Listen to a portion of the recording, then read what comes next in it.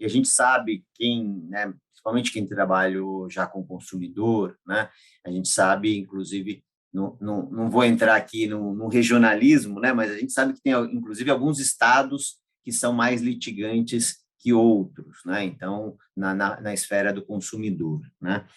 É, vocês, do outro lado, a autoridade, né, já tem instaurado alguns procedimentos de investigação, né, mas ainda sem, pelo menos sem divulgação pública de muitas penalidades.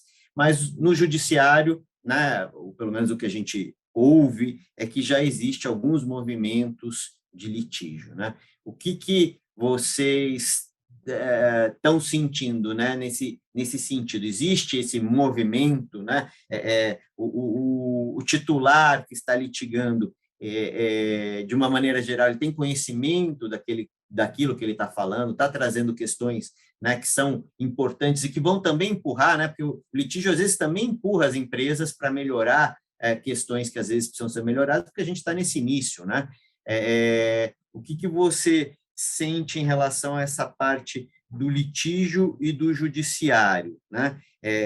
Temos um volume crescente, é um volume que está estagnado, é um volume procedente, né? Procedente não significa que a pessoa tem razão, não estou falando aqui de indenização, mas questões que às vezes realmente, puxa, acho que a gente realmente precisa arrumar isso, ou precisa arrumar aquilo, né? Ou são muitas demandas mais, digamos, aventureiras, né, do que demandas consistentes. O que você tem visto aí, por enquanto, né? Porque isso, qualquer, não sei se dá para afirmar alguma tendência, né? O que você tem visto por enquanto?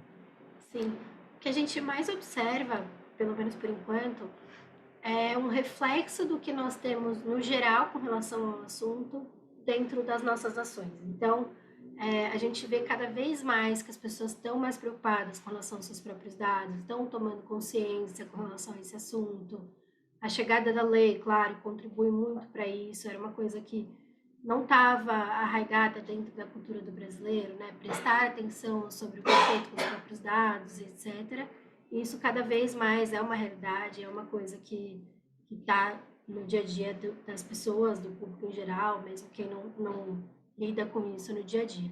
E o que a gente nota, por enquanto, é que muitas vezes as questões de dados estão sendo trazidas para dentro de ações que versam sobre outros assuntos, como não necessariamente haveria ali realmente uma relação, mas a gente percebe que as pessoas, assim, em geral, estão atentas, não só os advogados que entram com a ação propriamente dita, mas até reclamações de PROCON e tudo mais, a gente nota que as questões de dados passaram a ser um pedido adicional, né? Então, às vezes vai ser uma reclamação sobre uma questão aleatória, um problema de funcionamento de alguma coisa e vai falar, e além disso, eu quero pedir a exclusão dos meus dados. Então, sempre vai entrar o pedido de dados está vindo sempre como um pingentinho, Um assim. apêndice aí. Isso.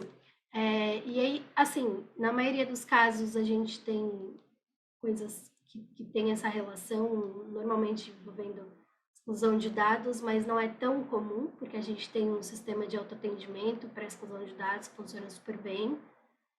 Então, mas é interessante observar como as pessoas passaram a trazer a proteção de dados para a mesa, mesmo nos assuntos que não tinham relação com isso anteriormente. Vocês já sentem, então, as pessoas já, o público já percebendo isso como um direito, assim mesmo, e já tentando introduzir esse tema. Sim, sim. Na verdade, a gente percebe até, assim, mesmo a nossa ferramenta de autoatendimento, claro que eu não posso abrir números específicos aqui, mas a gente tem uma adesão interessante, assim, as pessoas entendem já.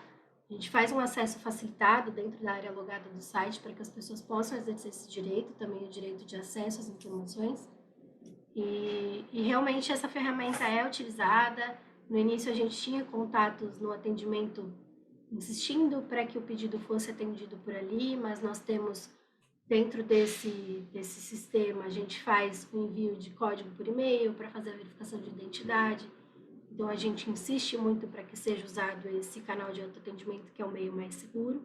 E isso, assim, em pouco tempo, a gente conseguiu difundir muito bem e o canal é bastante utilizado e a gente passou a não ter tantos casos no atendimento, etc., falando desse tipo de questão.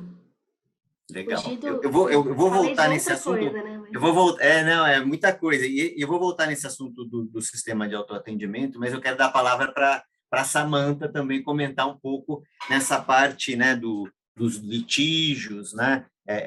Se como é que ela tem sentido isso, qual que é o preparo dos titulares, né? Os tipos de demanda, a tendência desse mercado, né, na parte do judiciário.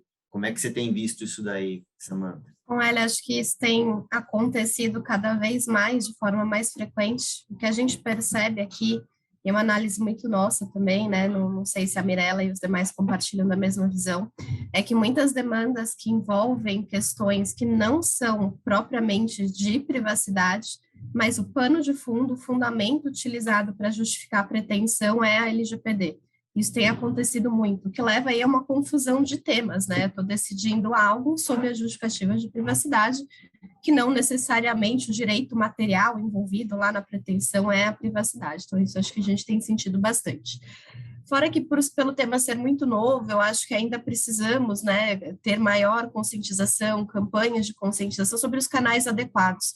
Então, por via das dúvidas, você, na qualidade de titular que se sente afligido por alguma coisa, você vai buscar todos os meios ali, porque alguém, em algum momento, vai te atender. E aí, buscar todos os meios, você acaba dissipando a sua energia em diversas, né, atitudes aí no judiciário, que nem sempre pode ser o caminho mais rápido para resolver. Então, muitas empresas já possuem aí, né, um canal específico de atendimento, você pode ir lá na empresa e resolver muito mais rapidamente do que você contar com um intermediário, qualquer que seja ele, né, Procon, Defensoria, o próprio Judiciário brasileiro. E ainda a ANPD também disponibilizou lá uma parte da ouvidoria, onde você também pode fazer, e as empresas também têm se dedicado a isso, tanto que a ANPD divulgou seu relatório ali de ouvidoria, nós aqui já recebemos, né, alguns questionamentos vindo da ouvidoria da própria ANPD. Além disso, o que eu acho também, né, eu acho que a gente ainda tem aí uma dificuldade ou talvez uma necessidade de melhor testar aí, né, algumas questões relacionadas ao processo de fiscalização da NPD nas suas mais variadas instâncias, né. Temos lá 2 instâncias, né, a ouvidoria é uma, temos a instância primeira composta pelos conselhos e ainda assim subirá lá para o conselho diretor. Então, eu também acho que é algo muito novo, algo que é inaugural no Brasil. Já temos uma tendência de como isso vai acontecer olhando para o cenário internacional, mas aqui acho que a gente está nessa fase de experimentação desses controles todos, inclusive para identificar qual que é o mecanismo mais rápido, mais ágil, mais célere. E aí eu vou até aqui falar um pouquinho que acho que a NPD também tem uma participação fundamental nisso. Ela tem um desejo, e já se manifestou na fala dos diretores por diversas vezes, que ela quer buscar essas campanhas de conscientização para que esses mecanismos, né, de disputa de soluções sejam eficazes na área de privacidade também, mas ela ainda é um órgão muito enxuto, precisa de uma estrutura, precisa de investimento, mas ela deseja que essas campanhas aconteçam, e que bom que ela faz isso.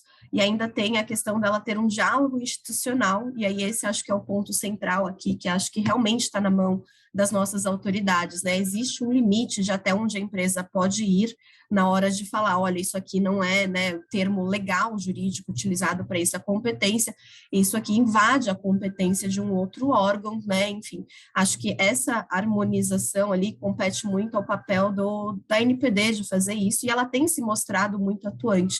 Já temos 8 acordos de cooperação aí, né, firmados pela NPD, o que demonstra o desejo de que ela continue aí abraçando as outras autoridades para ter um alinhamento mais claro nesse sentido. E até lá a gente vai respondendo os titulares da melhor forma possível, independente, né, da autoridade ou do canal aí que ele utilize para se comunicar com a empresa.